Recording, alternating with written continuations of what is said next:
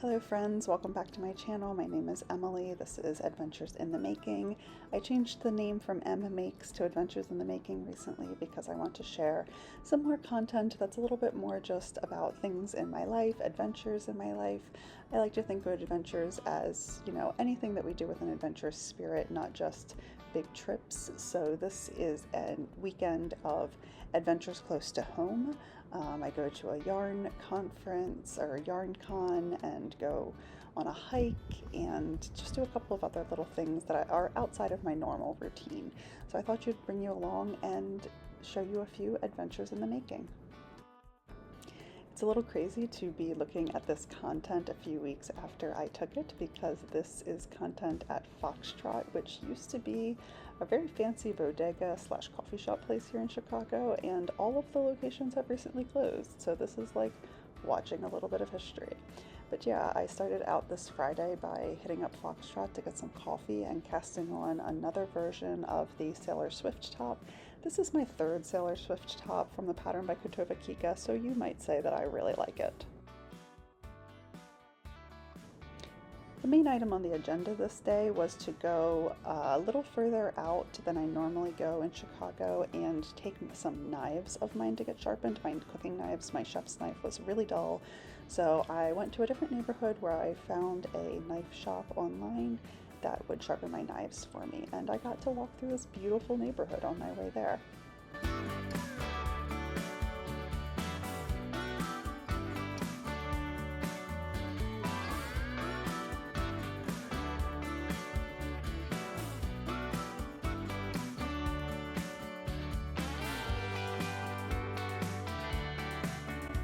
The lilacs were in bloom and they reminded me of my grandma, and oh my gosh, I love them. While I was waiting for my knives to get sharpened, I went a few blocks away to Ravenswood Used Books, which is a fantastic bookstore in the Ravenswood neighborhood in Chicago. If you haven't been, and if you're in Chicago, I highly encourage you to check it out. It just has a huge collection of books in a relatively small space, and it is, just so packed to the gills. It's fun. Every time you turn a corner, there's a new thing to see. So I'll show you the few books that I picked up while I was there a little later in the video.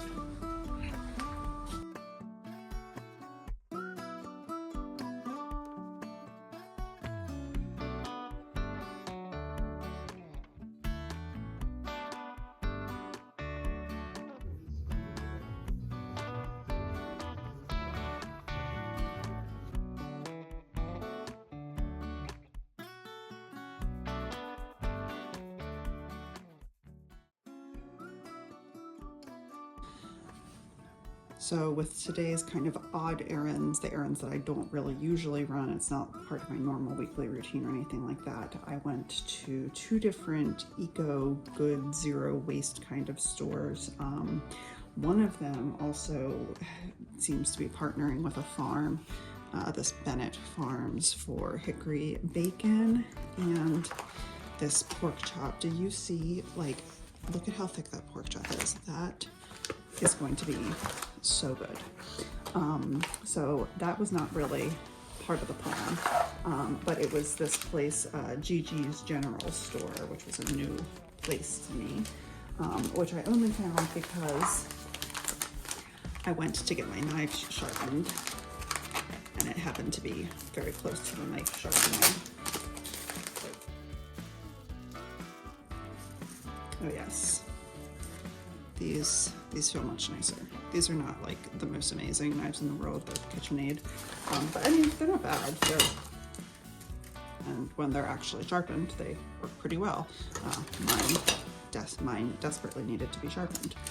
While I was waiting for them to get sharpened, I of course went to Ravenswood Used Bookstore and browsed for a little while. I got this Chomsky Reader, The House of Mirth, and this fun Latin phrase book. Now, I need to actually learn Latin, and this is like how to use Latin to your advantage and to the astonishment of others. But I think it would be really fun, actually, to just know some little phrases, little things like diem perditi, another day wasted. That sounded fun, you know.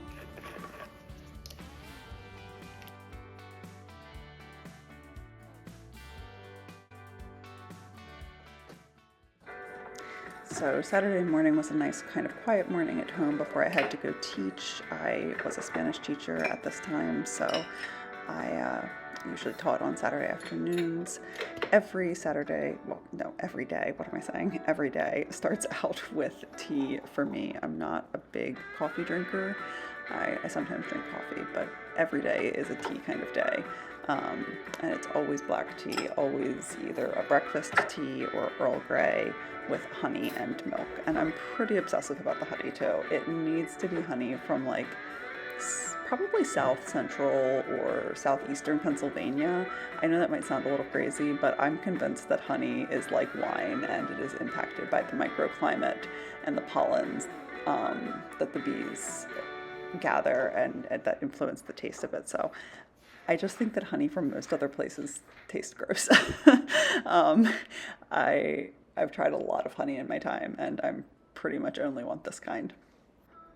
Once I had the tea ready to go, it was time to book a car for a little road trip the next day.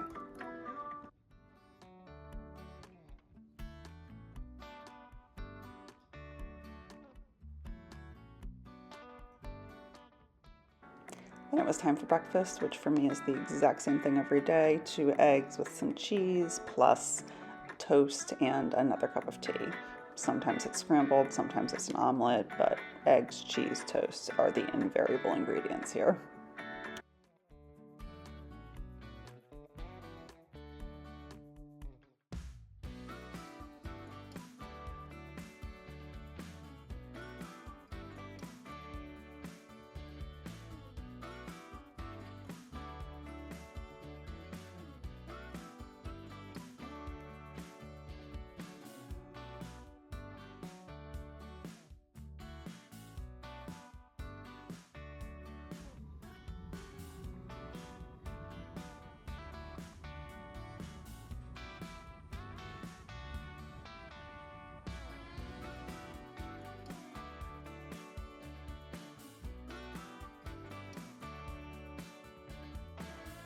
Okay, I need to remind myself of my goals.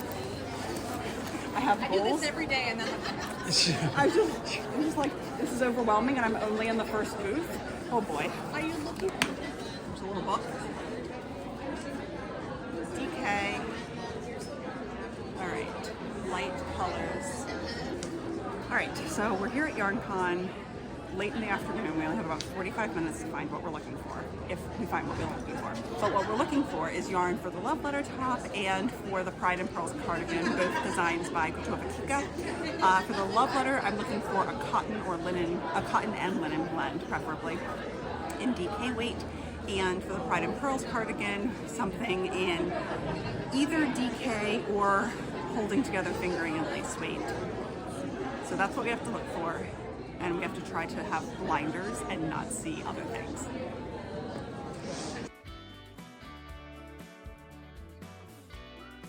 I'm looking for a particular shop. I can't remember what it's called, but I'll know it when I see it.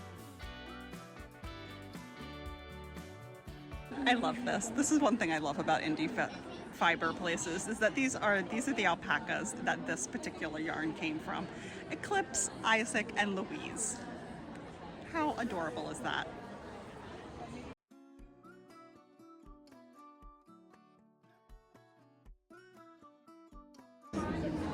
So I really like these yarns. They're not the yarns for the project that I'm looking for, but I like them so much that they're probably still going to come home with me.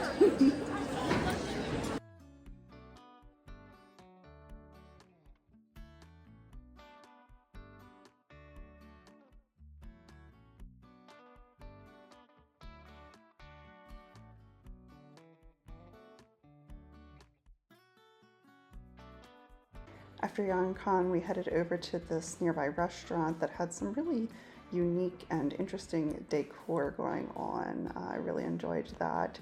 And I got the mojito that had more mint in it than I have ever seen in a mojito in my life. It was delicious and obviously smelled amazing. And the fish tacos were pretty good too.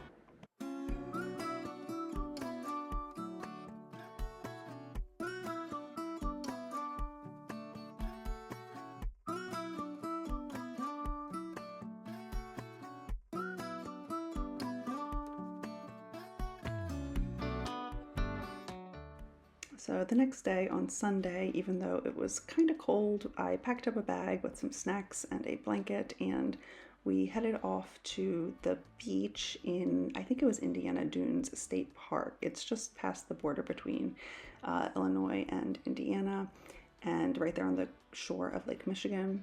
Obviously, I knit the whole way there. I was working on a stole for a friend who recently became a pastor and wanted a stole that was kind of like a scarf but could be worn as a stole and represented water in some way, since the name of his church has something watery in the name of it. So that's what I was working on here. When we first got to the beach, we just spent some time taking a little walk along it, being out in nature, being away from all of the noise of the city, and just enjoying the sound of the ocean. Or, in this case, actually, lake. It was a lake.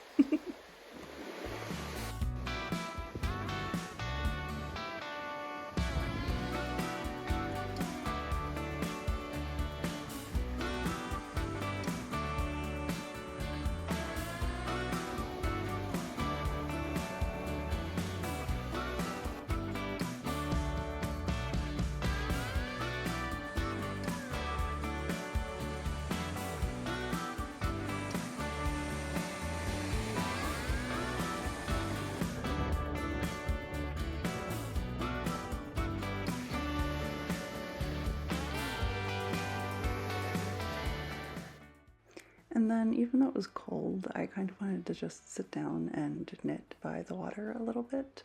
You know, just doing something meditative with the sound of the water next to me. It felt really good to relax and just not have anything else demanding my attention for a while.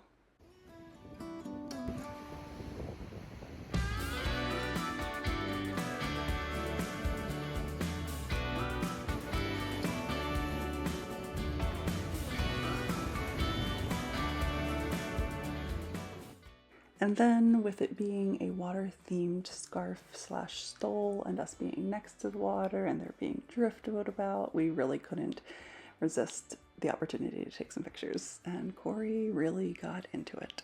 The next part of our hike was a little more difficult because it was sort of through the dunes and, you know, the sand was harder to walk through. We finally got through that and onto more of a trail section for a little while before it then turned into dunes again.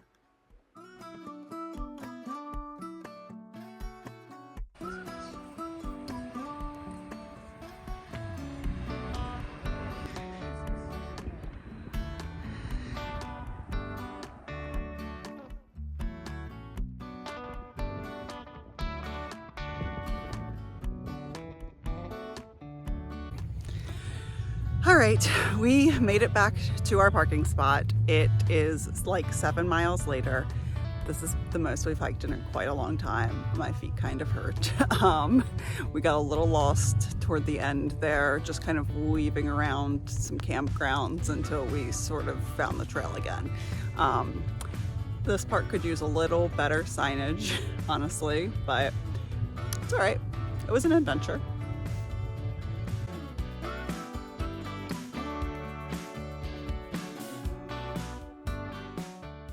And that is about it for this vlog, everyone. Thank you so much if you watched it this far. If you'd want to follow along for more adventures in the making, you can click like or subscribe, and I'll see you back here next time.